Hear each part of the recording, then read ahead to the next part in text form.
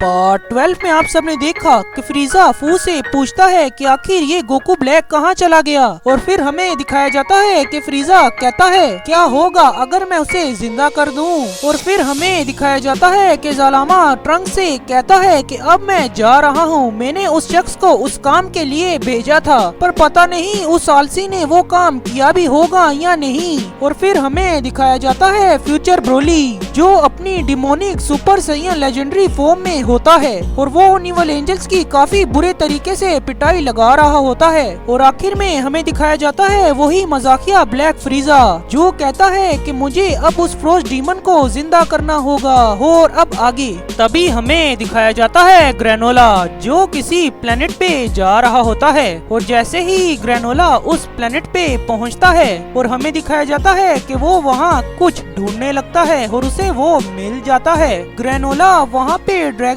Balls को ढूंढने के लिए आया होता है, और तभी हमें दिखाया जाता है कि ग्रेनोला को ड्रैगन बॉल्स मिल जाते हैं, और ग्रेनोला शिनरोन तोरोनोम्बो को समन करता है, और ग्रेनोला तोरोनोम्बो से विश मांगता है कि जहाँ पे भी लॉर्ड बीरस हैं वो मुझे वहाँ पे पहुँचा दे, और शिनरोन तोरोनोम्बो ग्रेनोला की ये विश पूरी कर देता है, और तोरोनोम्बो ग्रेनोला को बीरस के पास भेज देता है। और जैसे ही ग्रेनोला लॉर्ड बीरस के पास पहुंचता है तो तभी ग्रेनोला लॉर्ड बीरस से कहता है हे लॉर्ड बीरस, क्या आप मुझे ट्रेन कर सकते हैं जैसे आपने गोकू और वेजिटा को ट्रेन किया था।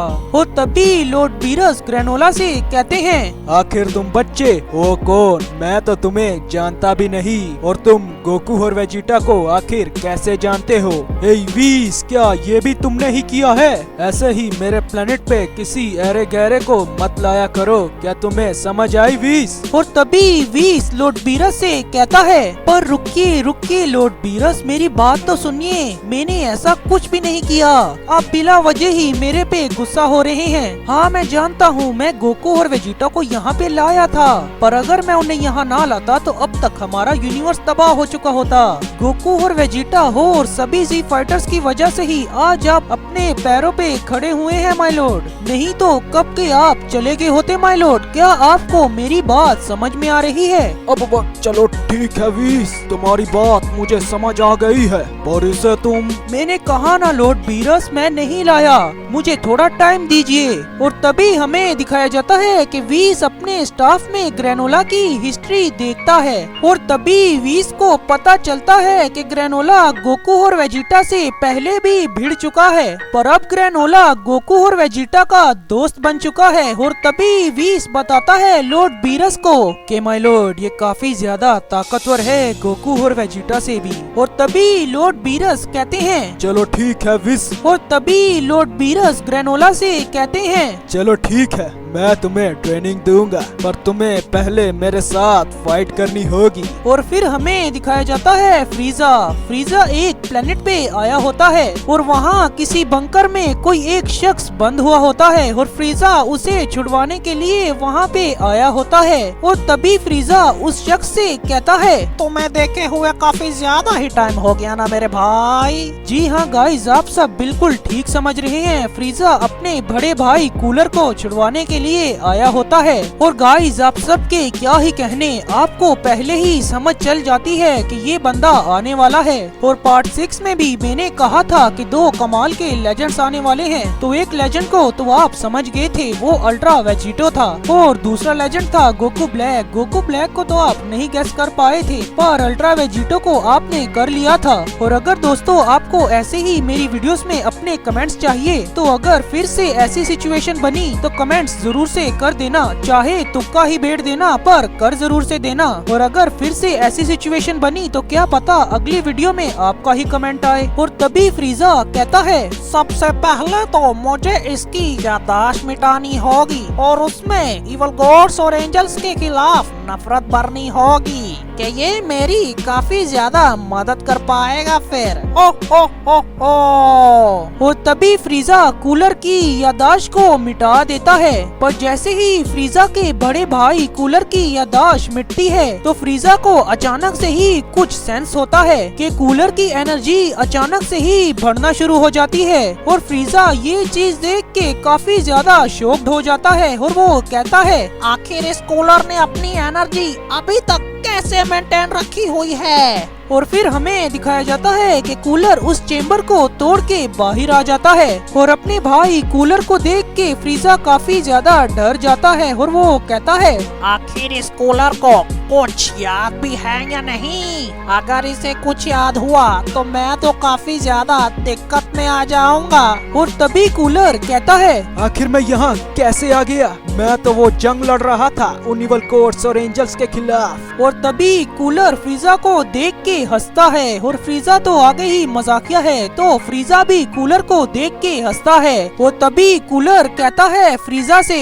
आखिर मैं यहाँ पे कैसे आ गया फ्रीजा? क्या तुम मुझे ये बता सकते हो? और तभी फ्रीजा अपने मन में कहता है, चलो ये तो ठीक हुआ, इस बेवकूफ कूलर को अभी कुछ याद नहीं है। और तभी फ्रीजा कूलर से कहता है कि मुझे नहीं पता मेरे बड़े भाई उन इवल गॉड्स और एंजल्स ने लगता है हमें यहाँ पे टेलीपोर्ट कर दिया होगा। और फिर हमें दिखाया जाता है कि फ्रीजा अपने मन में कहता है कि अब मुझे इस कूलर को कहाँ भेजना चाहिए? क्या इसे मैं अपनी वही ट्रेनिंग वाली जगह पे भेज दूँ?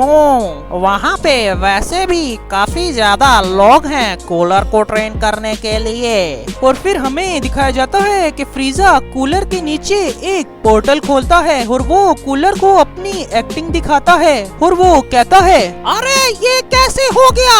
अरे मेरे भाई मुझे बचाओ, वो इवल गॉड्स और एंजल्स मुझे खींच रहे हैं, मुझे बचाओ। क्या बात है जी, एक्टिंग की बादशाह कसम से।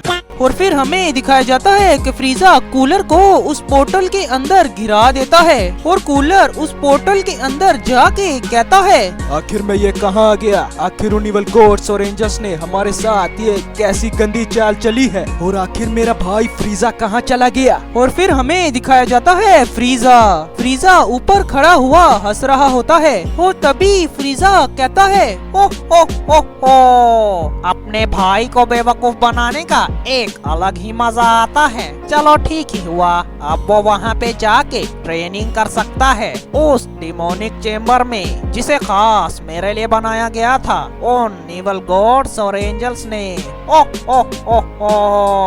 और फिर हमें दिखाया जाता है कूलर जो उस डिमोनिक टाइम चेम्बर में किसी एक अनजान शख्स को देख के कहता है, ओए इधर आओ, और आखिर तुम हो कौन और ये जगह क्या है? और जैसे ही वो अनजान शख्स पीछे मुड़ के देखता है तो कूलर बहुत ही ज्यादा शॉक्ड हो जाता है और वो कहता है, इसकी ताकत इतनी ज्यादा डिमोनिक कैसे है? आखिर ये शख्स है कौन? और फिर हमें दिखाया जाता है वही इवल गॉड्स और एंजल्स का प्लेनेट जहाँ पे फ्रीजा वापस उन इवल गॉड्स और एंजल्स के प्लेनेट पे आ गया होता है। और अचानक से ही वहाँ पे एक इवल एंजल आके फ्रीजा से पूछता है, हे फ्रीजा, तुम आखिर कहाँ चले गए थे? मैंने तुम्हें काफी देर से नहीं देखा। आखिर तुम करना क्या चाह रहे हो? क्या तुम उस प्रीस्ट के साथ मिले हुए हो क्या?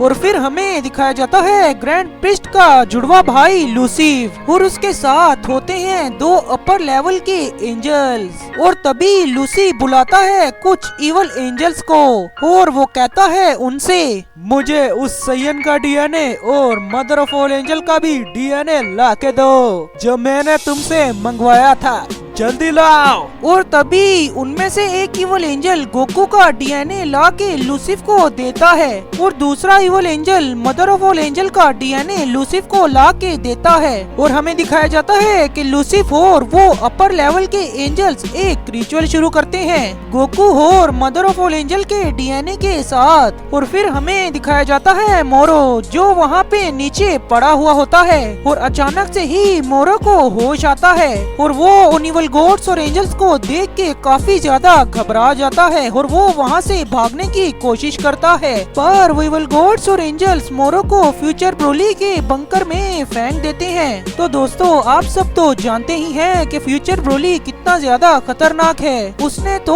उन इविल गॉड्स और एंजल्स को भी पछाड़ दिया था, तो ये तो फिर भी मोरो ही है, वो भी टूटा फूटा।